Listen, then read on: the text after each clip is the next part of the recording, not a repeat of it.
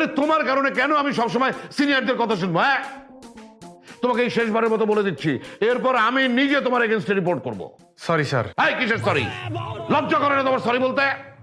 এটা আজ পর্যন্ত কোন কাজটা তুমি ঠিক মতো করতে পেরেছো বলো? কাজের কাজ কিচ্ছু পারো না। একজন কনস্টেবল বাইরে গিয়ে এমন ভাব দেখাও যে তুমি অনেক বড় অফিসার হয়ে গেছো। সাবধান করে দিচ্ছি তোমাকে আমি, এরপর যদি আর কোনো কমপ্লেন তোমার নামে আসে, তোমাকে আমি তাৎক্ষণিক বান্দরবানে ট্রান্সফার করে দেবো বলে দিচ্ছি। সরি স্যার, আর এরকম হবে না স্যার। আচ্ছা যাকে শোনো, তুমি তো জানো যে কালকে আমাদের নতুন এসিপি স্যার জয়েন করছেন। উনি কিন্তু অত্যন্ত সৎ, যোগ্য এবং মেধাবী অফিসার, তার উপর মহিলা অফিসার। তুমি নিজে তার জন্য ফুল কিনবে এবং তার ঘর সাজিয়ে দেবে, আর তোমার সাথে প্রয়োজনে তুমি পলাশকে রাখো। আর একটা কথা মনে রাখবে, ফুল কিনতে গিয়ে যদি মরা ফুল এনেছো তাহলে না তোমার খবর আছে, টাটকা ফুল নিয়ে আসবে। কিন্তু স্যার, আমার কি ফুল কিনা ঠিক হবে? কেন? ফুল কিনলে কি তোমার পাপ হয়ে যাবে?